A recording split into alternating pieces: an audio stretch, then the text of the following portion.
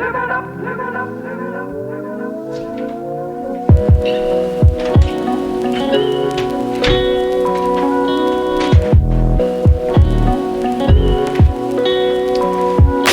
Oh, hello there. I didn't see you there. What's Gaga? Intro, background on me. My name is Peter Adeniji. I am 23 years old. Was born in Nigeria, mainly raised in Ireland. I currently live in the UK and I am a Christian. What is the reason behind me starting a YouTube channel? I decided to start a YouTube channel because I am someone that enjoys engaging in discussions with people. I like hearing people's point of view, and I like telling people my point of view. For my first video, the topic I want to speak on is the perception in the eyes of some people that women are lesser beings, and I want to speak on that in conjunction with the saying that I've heard, or the phrase that I've heard said, men are trash. Now for me, most of the reasons why people believe women are lesser beings are foolish and outlandish, because most of them, a lot of them is, oh, they're not as strong as men, or they're not as smart as men, which are things that literally have no logical backing. But one thing that I've heard said that I think needs some thought is that women are lesser beings because they're emotional. The reason why I say this needs thought is because I believe there's a deeper reasoning behind this. The reasoning is the disconnect between men and women in regards to how they interact and react to the world. To me, I believe there are three main ways that people in general interact with the world: emotionally, mentally, and physically. I believe men dominate the physical category. They're dominated by the physical category, meaning most of their interactions with the world is of a physical nature, whereas women are dominated, or women dominate the emotional category, meaning most of their interaction with the world are of an emotional nature. I want to preface everything I will say by stating that an overindulgence in anything is, I believe, detrimental. For example, we all know that water is the basic unit of life, but if you drink too much, it is fatal. Therefore, even something that is good can be harmful if taken in excess. And I believe that is the same with these things.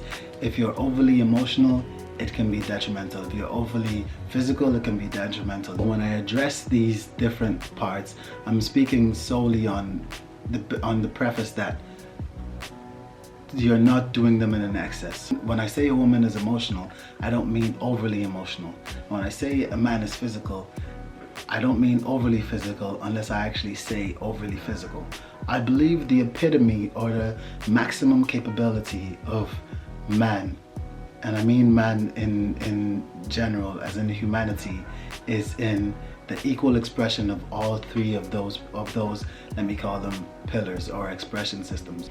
For me, I do not understand the point of view of the people that believe that emotion is weakness, because even in the definition of humanity, humanity is defined as the attribute of being humane, and being humane is defined as being able to show compassion, and it has synonyms of words all related to emotions like caring, understanding, kind-hearted, gentle, all of these words that are related to emotions. Therefore, if emotions are essentially tied into what it means to be human, how can showing emotions make you a less valuable human? But what I will say is, I believe that the definition of humanity is also relative to the time, because I believe that in the time that we live in right now, humanity is seen as your ability to show compassion and to be understanding and to be able to connect with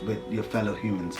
But I believe back in the day when the world was more primitive and the civilization wasn't as developed as it is now, I believe that a definition for humanity would have probably been different. Where I believe the problem stems from is the fact that the world came from being dominated by the physical aspect, by physical specimens, because it came from a primitive time where man was the dominant of the species, because man was the one that was going out and hunting for food and doing all of these things to provide for the family. As we advanced, the way we bring up our men and our women hasn't changed much. Therefore, we still bring up men, or we still raise men to value this sense of pride, or this sense of confidence in their dominance and in their strength and in their physical strength. And that's fine, but when it's not coupled by the understanding that emotions are essential and emotions are a part of being human, then it creates a disconnect, because emotions are not something that are easy to understand or easy to control. So when you're not raised to express them, when you're not raised to welcome them, as men are not, by the time you get to the age of day-to-day interactions with someone which are women, then there becomes a lack of understanding. And beyond that, when you're raised to see physical dominance as strength, when you see someone that is not physically dominant and you see someone that is more emotional, because you don't have an understanding of that, or a detailed understanding of that, you don't see that. You see it as strength. You see that person as weaker than you, in a sense. Now, I believe the people, or the men that would think like this and see things like this, are men that would be overly dominated by their physical side. So men that are 70% physical, they interact with the world 70% in the physical plane, and then they have the 30% for the mental and the emotional. I believe that there are two types of men that believe adamantly, or that fight for this belief that women are lesser beings. There are men that are cowardly and weak, because in society this conception that women are lesser beings leads to, specifically in the workplace, women don't get paid as much as men. Women cannot climb as high up the hierarchy as men can. So I believe these men that push for this are men that they see everyone else in the workplace as competition, and they believe that if women get the right to earn as much as they do, or to be able to progress as far as they can, then it's more competition for them. The other category of men are the men that are overly physical. These men, I believe that it's because they have been raised and they have conformed to this idea that a man should not feel emotions and a man should be above emotions. Therefore, when they were raised, every time as a child, you express, or you experience everything. So as a child, you experience emotions. There was times as a child that I cried. There were times as a child that I was fighting. Like you do everything as a male child, especially. But the world around you and your peers, your fellow children, your fellow male children, it's like they're raised to look down on any male child that expresses or embraces emotions, which leads to male children not wanting to show that side of themselves. And when they don't show it, they essentially keep it bottled up in a corner. They keep it compartmentalized so that they can show off this appearance of physical dominance. Now, at that age, it's not even all well and dandy, but it is what it is. Like, it's not going to affect you that much at that age. But once you grow up and having kept your emotions locked in a corner and not allowed yourself to express them and not allowed yourself to reason with them and understand them, you grow up believing that all you need to do is be physically dominant, and you grow up without an understanding of the emotional aspect of life.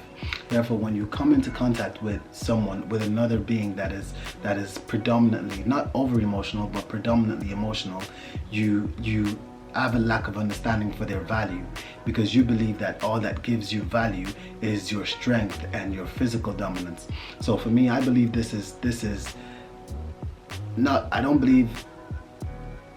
want to use it as an excuse, but I believe this is the reasoning behind some men acting like women are lesser beings. maybe I haven't said this throughout this whole video, but I do not believe that women are lesser beings. The only thing that separates us is the fact that men have male organs and produce male reproductive cells, whereas females have female organs and produce female reproductive cells. Other than that, there's nothing that separates us. Everything else is hormones and dedication to a specific type of life. So how do we address this problem? I believe the way that we address this problem is to, I know there's a thing called fat shaming, but let me kind of coin that phrase.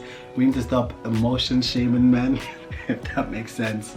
Like, and it's not even men, because once you're a man, what you've done through your childhood years and your teenage years will essentially have molded you into the person that you're going to be. So you will either have fought against the people that told you that you're not supposed to be emotional, not fought against them physically, but you'll either have been opposed to them and expressed your emotions, or you will have conformed to society and essentially what they told you that you must be, and you will by this time be someone that sees emotion as something that's foreign. And eventually you will get to see that emotion is something that we all experience and it's something that we should all embrace. Some men actually don't. That's why you see relationships or marriages where it looks like there is no love between the two, because sure, women, and I'm just generalizing, I know some women can be emotionless as well, but I just want to speak about the general public, the larger percentage of people.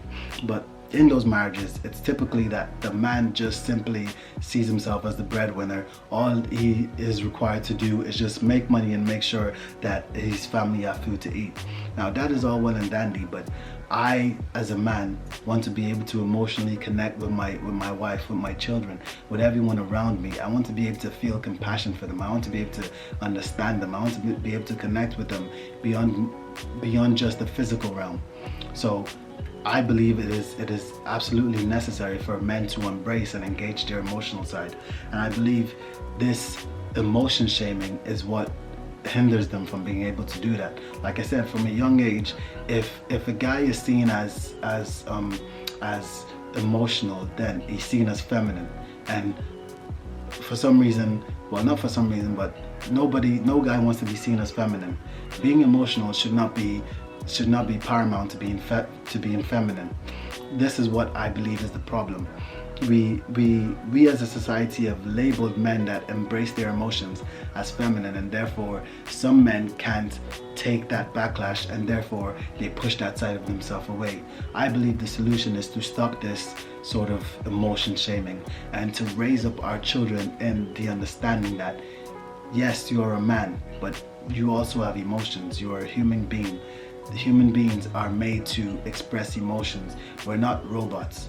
If we were supposed to be robots, and if men were supposed to not have emotions, then none of us would be able to feel them at all. We wouldn't have a capacity for them. But we weren't. We were made to be able to. We were made to live in the fullness of what a human is, which is an emotional, physical, and mental being. So I believe that is it. Men are not trash. If anything can be said, you can say that men are raised as trash. And in regards to the cowardly, there are cowardly people in every gender. Therefore, it's not a characteristic of men. It's just something that some people are. But I wanna conclude all of this by stating that I did not create this channel to judge. I created this channel to try and give insight to specific topics. Like, for example, I didn't just come on here to say that, women should stop judging men, that it's hard to be a man, this, that, and the other. Everyone knows it's hard. It's hard to be a human being. That's life. But for me, I believe that there's only two categories of people that can judge. One, people that are perfect, and two, someone that has lived your life. Therefore, in that understanding, provided, now for me as an example, I am not perfect, therefore I cannot judge you, and I have not lived your life, therefore I cannot judge you. I can only judge myself because my life is the only one that I have lived. Therefore, this channel is not to try and judge anyone or to try and tell anyone how to live their lives. I just I have a deep care for, I guess, advancing people's mindset and advancing the way people think about things, and engaging people to think about things. So that is why I made this channel, and I didn't make it to just bring issues to light, because I believe that if I can identify an issue, I believe that numerous other people have identified it. So I do not just want to be a megaphone for issues. I want to be kind of a source of solution. Now, my solution may or may not work, but I've thought about it, and I believe this is a solution that can help. That is the aim of my channel, to try and address issues and provide solutions for them.